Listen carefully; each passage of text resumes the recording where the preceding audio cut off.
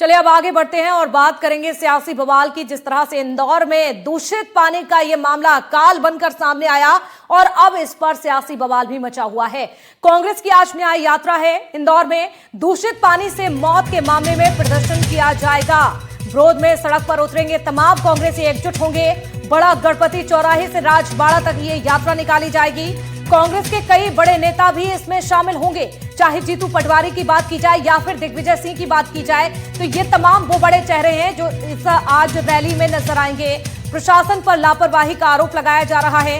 इंदौर में दूषित पानी से अब तक देखिए 20 लोगों की जान जा चुकी है और कांग्रेस ने एक बड़ा मुद्दा भी इसे बनाया और अब कांग्रेस एक बड़ी रैली करने जा रही है। आज इंदौर में होगा बड़ा प्रदर्शन।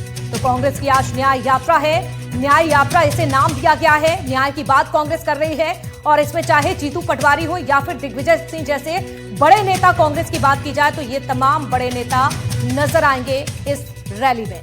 तनुश्री हमारी सहयोगी इस वक्त इंदौर से जुड़ चुकी हैं। तनुश्री, देखिए इस मुद्दे को लेकर अब विपक्ष ने इस मुद्दे को उठाया है और कहीं ना कहीं ये गंभीर मामला है, लेकिन कांग्रेस की अगर बात की जाए, जो न्याय यात्रा है कब से शुरू होगी, किस तरह का आज महाअभियान कांग्रेस करने वाली है इंदौर में? जी बिल्कुल, देखिए साक्षी, भागीरथपुरा क्षेत्र में जिस तरीके से दूषित पानी पीने की वजह से कई लोग बीमार हुए, कई लोगों की मौत हुई, तो वही इसी को लेकर कांग्रेस लगातार प्रदर्शन कर रही है। अनशन पर भी बैठे हुए हैं जो यूथ कांग्रेस है, वो अनशन पे बैठे हुए हैं। वही आज सबसे बड़ा आंदोलन यहाँ पे किया जाना है। 11 बजे से न्याय यात्रा निकाली जाएगी। इंदौर के जितने भी 85 वार्ड से 85 वार्ड से जो जानकारी आई है कि सभी वाहन रैली निकालते हुए बड़ा गणपति पहुंचेंगे और बड़ा गणपति पे अपने वाहन पार्क करके राजवाड़े तक पैदल मार्च करेंगे। वही इसमें 25,000 लोगों का शामिल होने का अंदाजा लगाया जा रहा है। कई बड़े चेहरे भी इसमें शामिल होंगे। हालांकि जब कांग्रेस के कार्यकर्ताओं से बातचीत की तब उन्होंने बताया कि किसी प्रकार का राजनीतिक जो आंदोलन है वो नहीं है। ये एक शांतिपूर्व जो है न्याय यात्रा निकाली जाएगी। इसमें किसी प्रकार के झंडे नहीं होंगे, कोई बैनर नहीं इसमें लगाया जाएगा।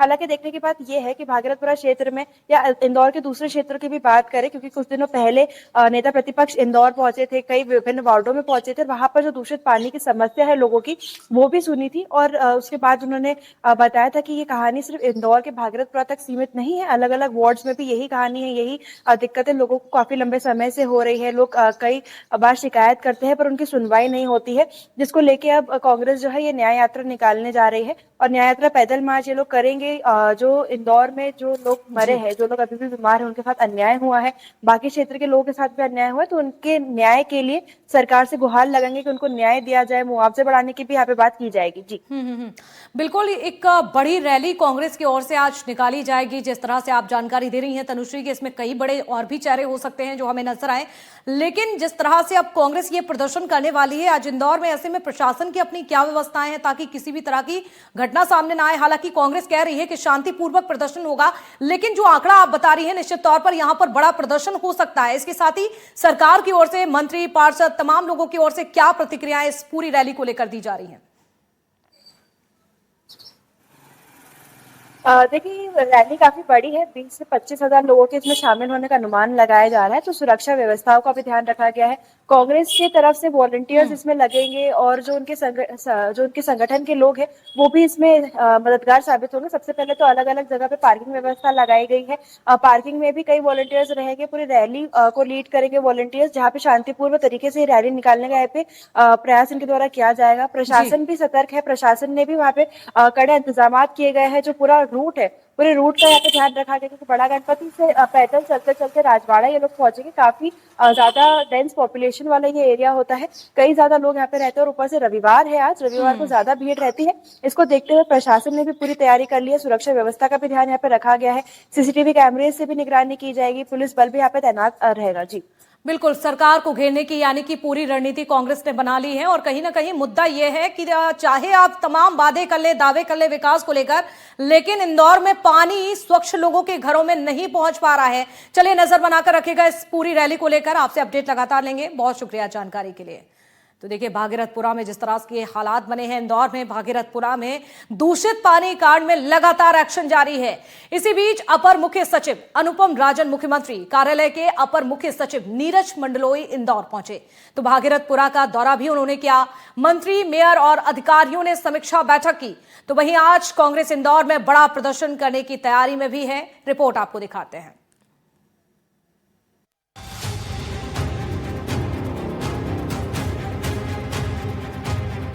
इंदौर के भागीरथपुरा में दूषित पानी से लोगों की मौत के बाद अब प्रशासन अलर्ट मोड पर है।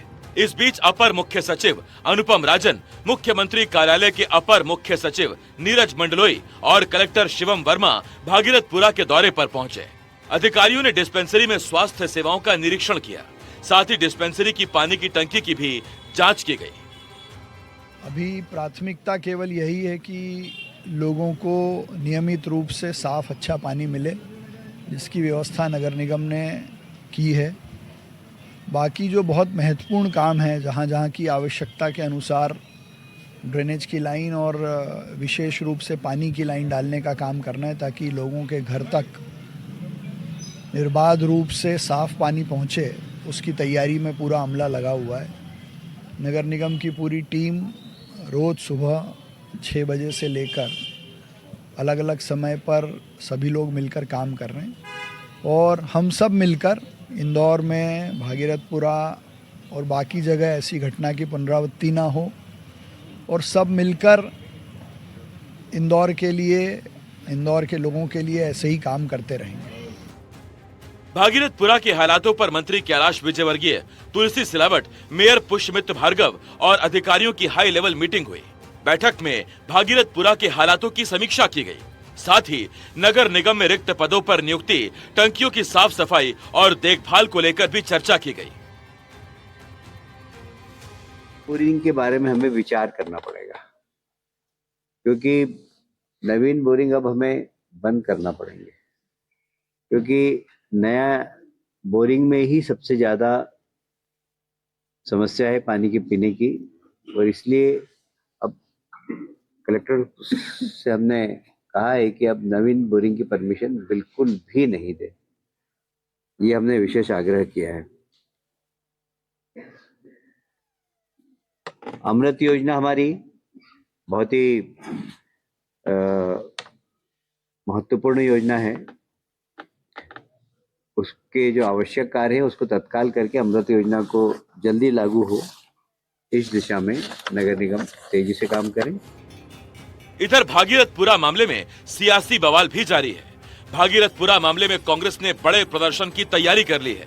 रविवार को इंदौर में कांग्रेस बड़ा प्रदर्शन करने वाली है, जिसकी तैयारियां की जा रही हैं। भागीरथपुरा क्षेत्र में फिलहाल हालात पूरी तरह से काबू में है। टैंकरों से पानी की सप्लाई की जा रही है, साथ ही लोगों से पानी को उबालकर पीने की अपील की जा रही है। हालांकि इलाके के लोगों में अभी भी सप्लाई वाले पानी को लेकर डर साफ देखा जा सकता है। इंदौर से एनडीटीवी के लिए तनुश्री देसाई की रिपोर्ट। और बात करते हैं अब खनन माफिया की। क्या मध्य प्रदेश में माफिया इतने बेखौफ हैं कि वो सरेआम किसी अधिकारी को धमकी देने से भी नहीं डरते हैं? क्या मध्य प्रदेश में माफियाओं में पुलिस का कोई डर नहीं है? जबलपुर और शहडोल से सामने आए 2 वीडियो देखकर आपको भी यही लगेगा। देखिए रिपोर्ट। शासकीय गाड़ी खड़ी है, जैन साहब धमकी दे रहे हैं, धमकी दे रहे हैं। मध्य प्रदेश में खनन माफिया बेखौफ हैं, उनमें पुलिस का खौफ नहीं। यही कारण है कि खनन माफिया कई बार पुलिस टीमों पर हमला करने से गुरेज नहीं करते। तो वहीं जबलपुर में एक खनन माफिया ने तहसीलदार पर डंपर चढ़ाने की धमकी दे दी। क्यों रोक रहे हैं यहाँ पर रोड में? देखिए आप रास्ते में क्यों खड़े हैं? देखिए शासकीय गाड़ी खड़ी है, बस ये देखिए धमकी भी दे रहे हैं, जैन साहब धमकी दे रहे हैं, धमकी भी दे रहे हैं, जैन साहब धमकी भी दे रहे हैं। अब भाई साहब जैन साहब सपोर्ट में गुंडागर्दी करने आए हैं। जी जैन साहब। दरअसल कलेक्टर के निर्देश पर जबलपुर में चेकिंग अभियान चलाया जा रहा था। इस दौरान तहसीलदार रविंद्र पटेल ने 3 डंपरों को जांच के लिए रोका और उनसे रॉयल्टी के दस्तावेज मांगे। जांच के दौरान डंपर चालक ने खनन कारोबारी और वाहन मालिक रोहित जैन को मौके पर बुला लिया। इसके बाद तहसीलदार और खनन कारोबारी के बीच काफी देर तक बहस होती रही।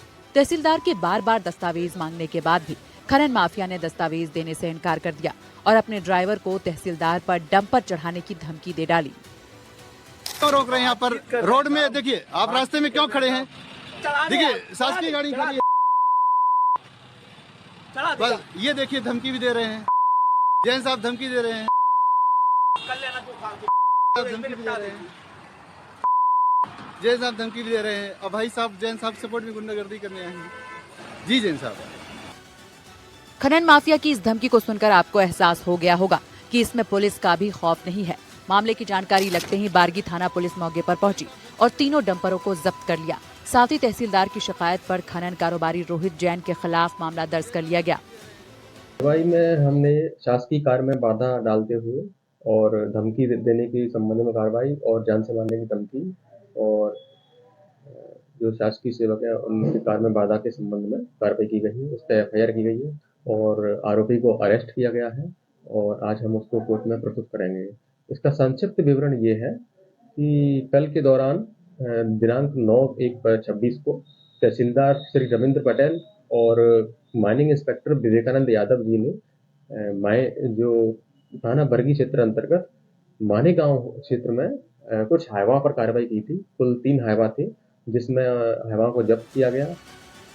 ये कोई पहला मामला नहीं है। 3 दिन पहले शहडोल से भी रेत माफिया की दबंगई का वीडियो सामने आया था। शहडोल के ब्यौहारी में रेत माफिया ने तहसीलदार को धमकी दी, साथ ही ट्रैक्टर लेकर फरार हो गया। टीम ने जब ट्रैक्टर का पीछा किया तो चलते ट्रैक्टर से रेत गिराकर माफिया ने फरार होने की कोशिश की। टीम ने जब ट्रैक्टर का पीछा नहीं छोड़ा तो माफिया ने तहसीलदार के वाहन के आगे बाइक लगा दी और धमकी देकर फरार हो गया। ये तस्वीरें इस बात की गवाह हैं कि रेत माफिया कितने बेखौफ हैं। अपने अवैध कामों को छिपाने के लिए ये किसी भी हद तक जाने को तैयार हैं। इन्हें न तो किसी की कार्रवाई का डर है और न ही सजा का। ऐसे में सवाल ये है कि आखिर इन पर कब नकेल कसी जाएगी। शहडोल से विनय तिवारी के साथ जबलपुर से संजीव चौधरी की रिपोर्ट। चलिए और ज्यादा जानकारी लेते हैं। संजीव चौधरी हमारे साथ संवाददाता जबलपुर से जुड़ चुके हैं। संजीव करो करेंगे। संजीव जी देखिए, रेत माफियाओं के हौसले लगातार बुलंद हैं और ये कोई पहली घटना नहीं है। इस तरह से पहले भी मामले सामने आए, लेकिन ऐसा लगता है कि कानून का डर इन माफियाओं में नहीं है। क्या कहा जाए, डर नहीं है या फिर संरक्षण है? देखिए, दोनों चीजें एक साथ हो गई हैं, क्योंकि कल जब इन्हें गिरफ्तार किया गया तो कल ही इन्हें जमानत भी मिल गई। अब जब इतनी बड़ी घटना हो रही है जिसके साक्ष्य सामने है, तहसीलदार को डंपर चढ़ाने के लिए वो कह रहे हैं और यह भी कह रहे हैं कि देख लिया जाए।